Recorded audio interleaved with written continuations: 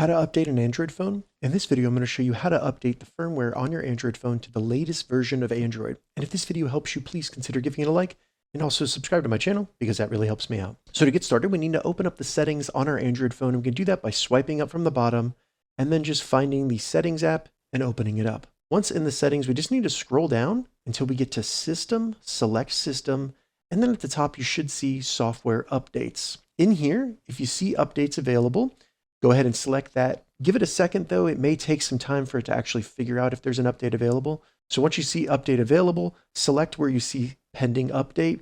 And then in here, you could read through what the update is. And then all you need to do is select download and install. It'll then start downloading that update. And you may need to be on Wi-Fi to actually download the update because sometimes they're very large. So go ahead and make sure you're on Wi-Fi, and then it will start downloading and installing the update on your phone. During this time, you can close the settings and use your phone just like normal. It'll continue to download and install.